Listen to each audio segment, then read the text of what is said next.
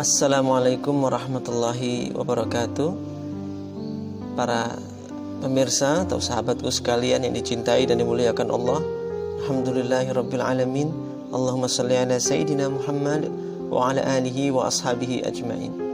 Sahabatku yang dimuliakan Allah, sesungguhnya betapa dahsyat dan besarnya fitnah akhir zaman ini, ketika saat-saat ini orang-orang lebih percaya kepada ucapan orang-orang yang tidak beriman daripada percaya kepada nabinya sendiri, daripada percaya dengan ucapan Rasulullah SAW. Padahal Nabi Muhammad SAW pernah bersabda, taraktu fikum amroini, aku tinggalkan untuk kalian dua perkara, lan tadillu ma tamassaktum bihima, tidak akan tersesat siapapun yang berpegang teguh kepada dua peninggalan Nabi ini. Apa itu? Kitabullah wa sunnati Rasulillah sallallahu alaihi wasallam, yaitu kitab Allah dan sunnah Nabi sallallahu alaihi wasallam. Dua inilah warisan dari Rasulullah SAW. Siapa yang berpegang kepada Al-Quran, berpegang kepada sunnah Nabi, dia pegangan pada pegangan yang kuat, yang benar, dan dia tidak akan tersesat selama-lamanya. Masya Allah. Dulu saja ketika kaum muslimin berperang, hendak menjebol benteng musuh, berkali-kali kita coba, gagal. Berkali-kali kaum muslimin menjebol benteng musuh, gagal terus, gagal berkali-kali. Umat Islam mengalami beberapa kali kekalahan, sampai bingung ini, gimana caranya menjebol benteng musuh, kenapa kita nggak berhasil? Sehingga pada waktu itu dilakukan evaluasi. Ketika dievaluasi, ternyata ada satu sunnah Nabi yang ditinggalkan. Apa itu? Sunnah bersiwak. Sunnah bersiwak. Maka panglima pasukan memerintahkan seluruh prajurit untuk bersiwak, menggosok giginya, bersiwak. Subhanallah, setelah semua menghidupkan satu sunnah Nabi ini, maka dengan mudah kita dapat menjebol benteng musuh. Padahal apa hubungannya siwak dengan perang? Apa hubungannya siwak dengan menjatuhkan benteng musuh, merobohkan benteng musuh, menerobos barikade pasukan musuh? Apa hubungannya? Tapi itulah sunnah. Begitu dahsyatnya sunnah, begitu berkahnya sunnah ini, begitu dahsyatnya sunnah. Satu sunnah ditinggalkan, membuat kita kalah, terkocar-kacir, membuat kaum muslimin lemah. Tapi sekarang lihat betapa sunnah itu ditinggalkan di mana-mana. Pertama, sunnah menyebarkan senyum. Padahal Rasulullah bersabda, tabassumuka fi wajhi ahika shadaqah. Menampakkan wajah senyum di wajah sahabatmu, saudaramu, senyum manismu di hadapan saudaramu, sedekah, dihitung sebagai sedekah. Senyumnya kita ngelihat wajah saudara kita, sedekah. Senyum aja itu dihitung sedekah. Senyum manis membuat orang lain yang laginya suntuk, lihat senyum manis kita, dia ikut gembira, dia ikut senang. Tapi senyum ini sudah diambil, sunnah ini ditinggalkan. Kenapa? Dari mana ditinggalkan? Semua orang tutup mulutnya dengan masker, ditutup semua, sehingga orang gak bisa senyum. Ketemu satu dengan yang lain cuman matanya doang, gak bisa senyum lagi. Satu sunnah Nabi sudah ditinggalkan. Kedua, sunnah bermusafah. Berapa bermusafahnya? Musafahah, berpegangan tangan atau bersalaman, ya. Musafahah itu salaman. Sunnah salaman pun ditinggalkan. Padahal Masya Allah, betapa besarnya manfaat dari salaman. Rasulullah SAW bersabda, Mamin muslimain, tidaklah dua orang muslim itu, yaltaqiyan, mereka saling berjumpa, fayatasafahani, lalu mereka saling berjabat tangan, saling salaman, illa ghufira lahuma qabla ayyaqtirafa, maka mereka akan diampuni dosa-dosanya, berguguran dosa-dosa di antara keduanya sebelum mereka berpisah. Salaman itu, orang muslim dengan muslim yang lain, salaman menggugurkan dosa, salaman mengeratkan ukhuwah, salaman menumbuhkan cinta. Subhanallah, berkah salaman itu banyak sekali. Menumbuhkan cinta, mengeratkan ukhuwah, menggugurkan dosa-dosa di antara keduanya, mengeratkan hubungan, itu dengan salaman. Tapi sekarang salaman ditinggalkan, sunnah salaman ditinggalkan. Orang memilih sunnah apa ini begini, adu sikut, ada yang adu jotos begini. Ini sunnahnya siapa ini? Ini bukan sunnah Rasul. Padahal tadi sunnah Rasul dengan siwak saja kita dapat menghancurkan musuh. Dengan satu sunnah Nabi. Ini sudah sunnah senyum ditutup nggak bisa, salaman enggak juga ditinggalkan. Masya Allah. Seharusnya kalau takut terkena suatu penyakit, kalau salaman takut tertular, bawa hand sanitizer. Habis salaman semprot pakai hand sanitizer. Jadi bukan salaman yang ditinggalkan, bukan sunnah yang ditinggalkan, hand sanitizernya dibawa. Ini kita nih banyak yang meninggalkan sunnah-sunnah Nabi ini, Masya Allah. Bagaimana kita nanti akan mengakui kita umat Nabi Muhammad sementara kita meninggalkan Nabi Muhammad SAW. Yang ketiga, sunnah merapatkan shaf di dalam sholat. Padahal Rasulullah SAW, dari sahabat Anas radhiyallahu anhu, qala Rasulullah SAW, sawu sufufakum. Kata Rasulullah SAW, luruskan shaf-shaf kalian. Fa in tasfiyata sufu min tamamis shalah. Karena sesungguhnya lurusnya shaf, lurus rapatnya shaf itu bagian dari kesempurnaan sholat. Sholat kita sempurna kalau shafnya lurus. Sholatnya sempurna kalau sholatnya rapat. Tapi kita tinggalkan. Kita nggak ngikuti sholatnya Nabi. Padahal Nabi mengatakan, "Shallu kama ra'aitumuni usolli." Sholatlah engkau seperti engkau lihat aku sholat. Tapi sholat kita nggak ngikuti caranya Nabi sholat.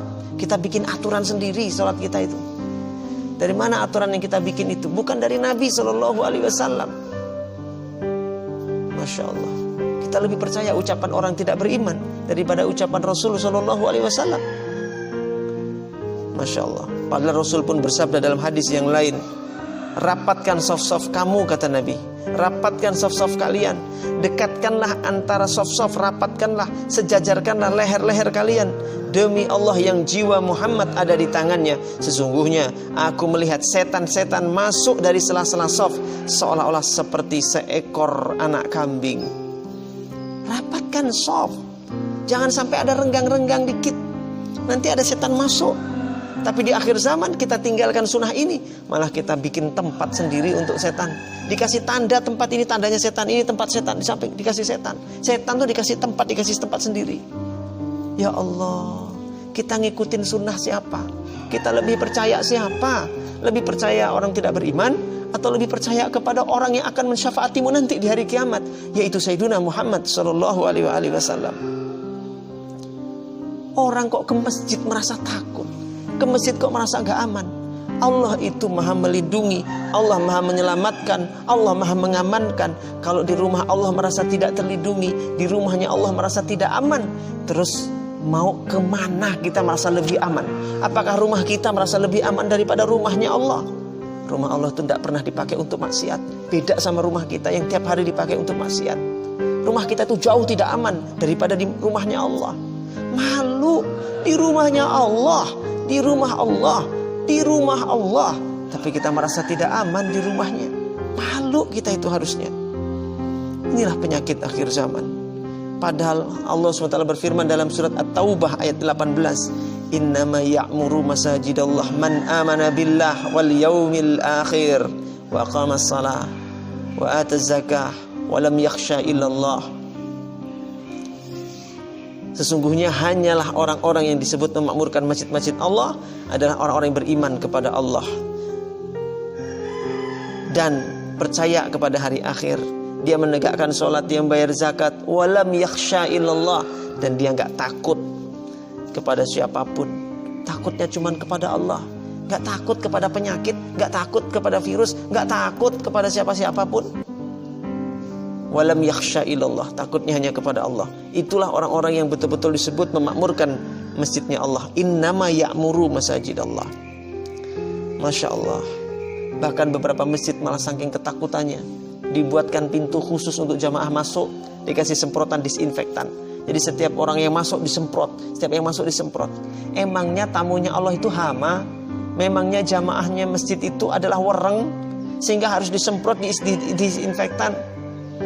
Ya Allah, begitukah cara kita memuliakan tamu-tamunya Allah? Dianggap tamu-tamunya Allah seperti hama, dianggap tamu-tamunya Allah seperti wereng. Masya Allah. Ini kita nih harus istighfar bersama, istighfar nasional, sehingga kita menganggap tamu-tamunya Allah seperti wereng, seperti sumber penyakit. Yang keempat, sunnah silaturahim. Pada Rasulullah SAW ini juga ditinggalkan. Rasul bersabda, Wan Ibnu Syihab, dari Ibnu Syihab, dia berkata, qala akhbarani, dikabarkan kepadaku dari Anas ibnu Malik, dari Anas bin Malik, anna Rasulullah sallallahu alaihi wasallam qala, bahwasanya Rasulullah bersabda, man ahabba ayyubsatalahu fi rizqihi wa yunsa'alahu fi atharihi falyasil rahimah. Kata Nabi, barang siapa yang ingin dilapangkan pintu rezekinya atau dilapangkan rezekinya dan dipanjangkan umurnya, hendaknya ia menyambung tali silaturahim. Tapi lihat sekarang, orang dilarang kunjung satu dengan yang lain, bahkan mudik juga dilarang.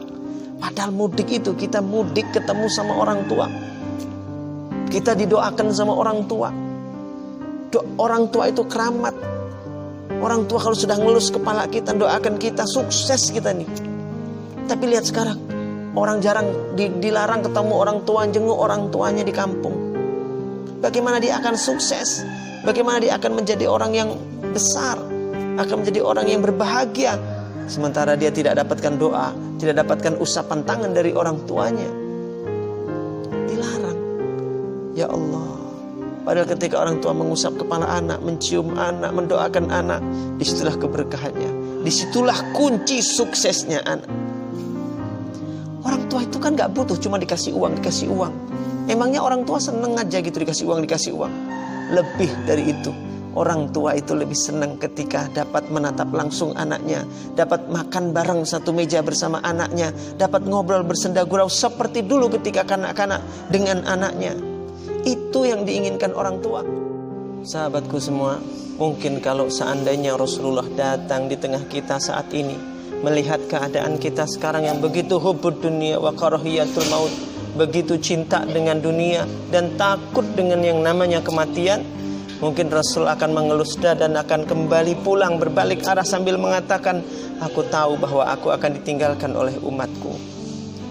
Wahai sahabatku semua yang dicintai oleh Allah, janganlah tinggalkan sunnah hanya karena kita percaya dengan isu, dengan satu berita-berita yang belum jelas kebenarannya, berita-berita yang hanya isinya nakut-nakutin, waswisu fi sudurin nas, was-was dalam dada manusia yang ditiupkan oleh siapa? Minal jinnati wan nas, dari setan, dari bangsa jin dan manusia yang tidak senang kita menghidupkan sunnah Rasul sallallahu alaihi wasallam di akhir zaman. Maka kita ayo kembali hidupkan sunnah. Kita sholat sesuai dengan tata caranya Nabi. Kita bertemu, kita saling sapa, kita beraktivitas sebagaimana caranya Nabi SAW mengajarkan kepada kita. Ingat, satu sunnah dapat menguatkan kaum muslimin. Kita ngikuti sunnah dapat membuat kita menang. Kita ngikuti satu sunnah turun berkah. Tapi kalau kita tinggalkan sunnah, kita akan lemah. Assalamualaikum warahmatullahi wabarakatuh.